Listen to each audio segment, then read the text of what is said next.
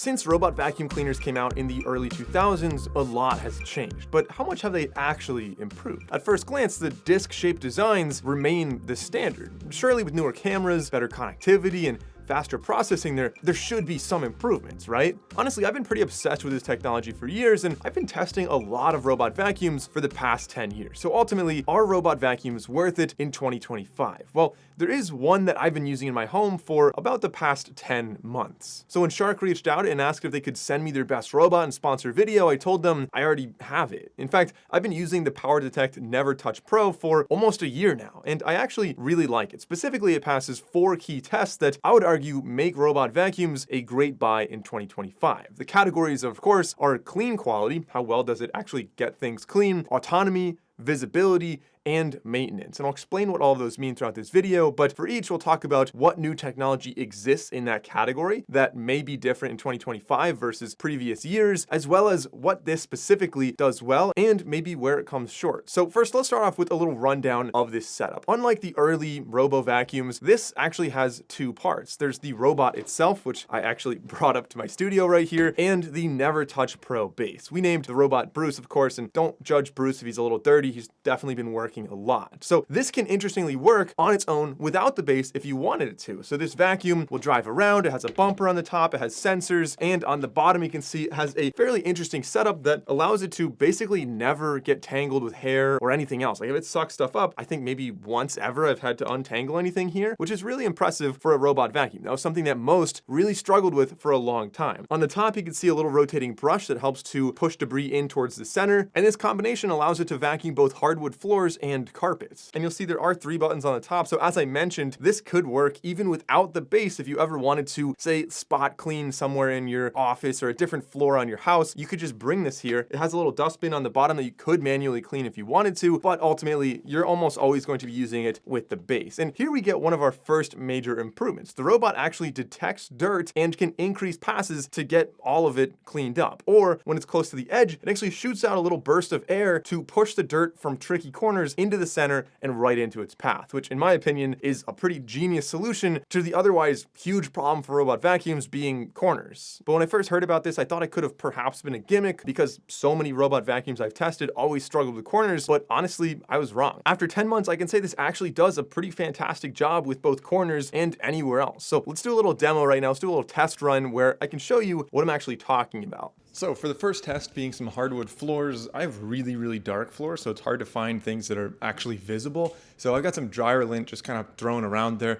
I'm gonna set this to clean the entire room, and it'll just make one pass that way, versus a spot clean, you'd really do it a lot. So I wanna get a good representation of what this is able to clean with just one pass. So it's gonna go through with a very linear pattern here, and we'll see what it picks up.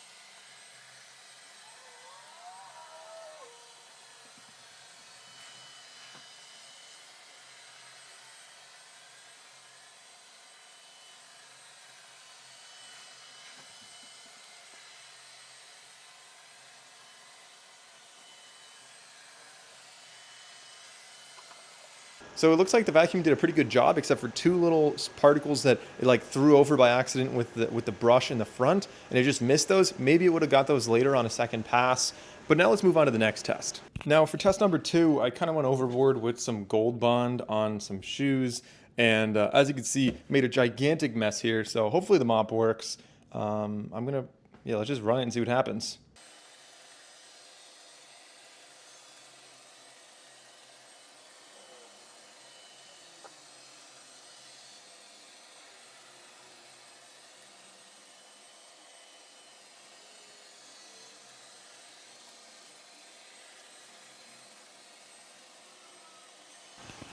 Now you notice when it mops, it also does have the vacuum cleaner on. So if there's some dust or something else that might get stuck in the mop, it sucks it up ahead with the vacuum cleaner.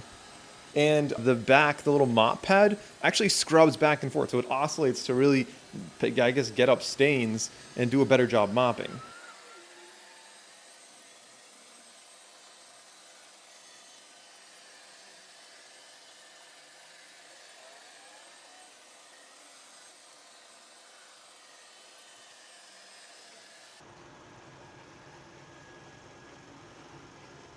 Another thing to note with this is that it does a surprisingly good job of getting the right amount of water. If you can see up in that corner right there, it's already starting to dry by the time it's almost done here on the bottom. So it's not too wet, and it's also definitely wet enough that it clearly did the job here. And of course, for a carpet test, I have some random dust and debris on this white rug here. This is actually in a separate room from where the robot normally vacuums. So I just set it down, press the clean button, it figures out where it should clean, and in my opinion, it actually did a very, very impressive job vacuuming up this dirt.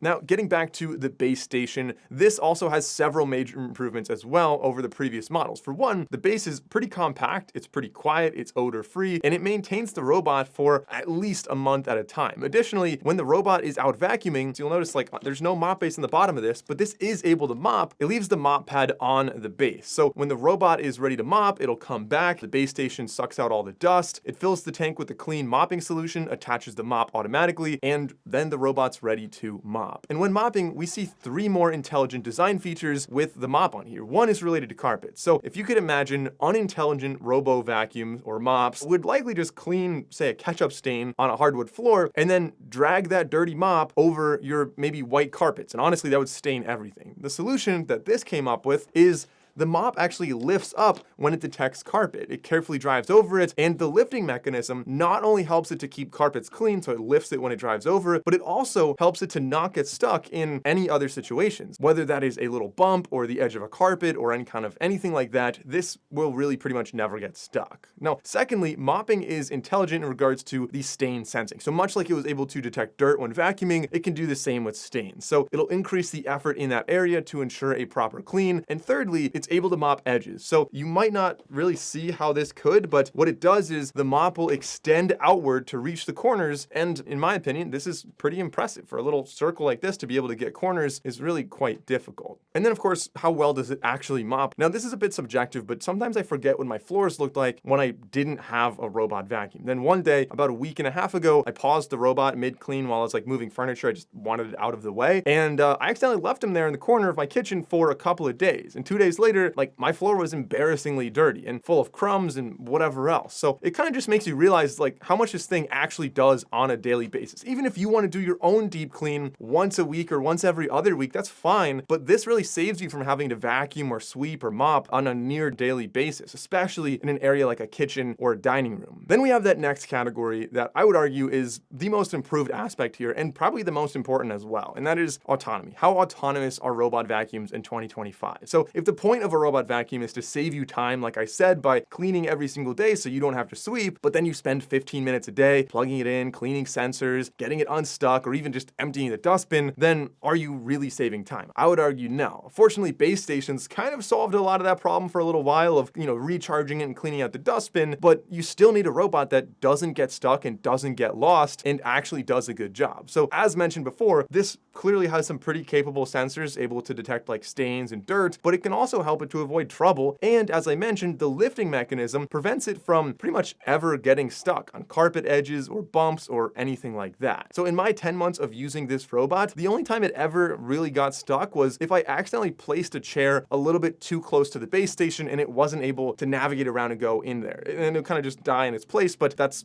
honestly my fault there. Otherwise, it never gets caught on wires, it never gets lost, it never gets stuck, and actually getting a little deeper into never getting lost, many of my previous robot vacuums would just get lost anywhere in my house. This one, you don't even really have to do anything with mapping. You plug it in, it just maps the whole space. I even moved the base station without telling it, and it still always knows where the base station is. It always knows where it is in the house. And like I said, it never seems to get lost. And you can also divide different rooms on the map that it creates and schedule cleanings for each room individually, or just do everything at once. You can also choose if each scheduled cleaning is a vacuuming or a vacuuming and a mopping. And you could do this based on different days. So maybe you mop the kitchen twice a week, and maybe you mop the dining room once a week. And as the name suggests, being the NeverTouch Pro, you really rarely need to empty out the base station. About once a month, I'll empty the dirty water tank, refill the clean water tank, and empty the dirt container. And a big benefit of this, unlike some previous ones I had, I won't be naming names here, but this does not have a bag that you have to go and replace. So there's really not a lot of expenses with this either. The mop pads are self-cleaning by the base station, so there's really not a whole lot to do there. And autonomy, like I said, overall,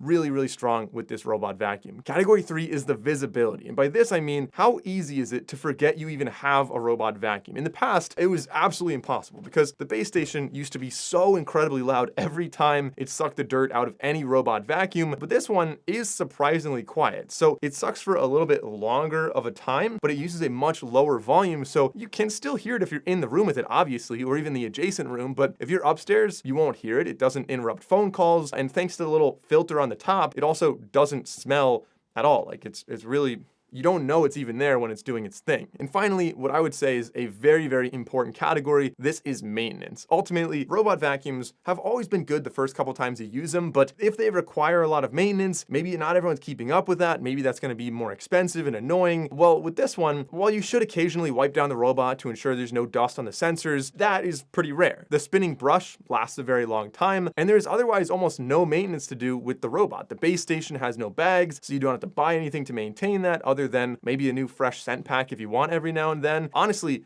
I've never changed my scent pack. I probably should, but it still smells just fine. Like, it doesn't smell bad at all. I also had others in the past that would get sensor errors after just a couple months, or the nodes would get dirty. But this, again, sensors stay clean. Just a quick little wipe every now and then is fine. The nodes never get any kind of corrosion on them, so they last, as long as I've been using it with no maintenance at all. And overall, the robot pretty much just works, which is what you want. Not everything's perfect though. If I had to pick out some negatives, here are my 2 suggestions for improvement. 1, the app works just fine, but it definitely takes a bit longer to open than I would expect. And secondly, my clean water tank at one point got a small clog, I think, in it, maybe a couple months ago, and I didn't do anything other than just manually fill the robot tank, which, like I said, you can do very easily on here. I did that like maybe once or twice, and then suddenly like the clog came undone and it just started working again as usual. And the positives, as I mentioned, this is the Shark PowerDetect NeverTouch Pro. It just seems to work. The name really makes sense here. It cleans well, it operates autonomously, and it's even easy to forget that you have it. And another positive is the price. It's no small chunk of change, but since this launched at $9.99, it's gone on sale for over $200 off a couple times already. And I'll include a link in the video description below with the latest price, but at the time of filming this video, it is on sale again, so feel free to check out that link, see if there's a sale going on when you're watching this. But interestingly, while robot vacuum designers kind of nailed it with the circular design 20 years ago, the appearance is one of the few things that hasn't changed with these. There's actually a lot of new tech in these products today that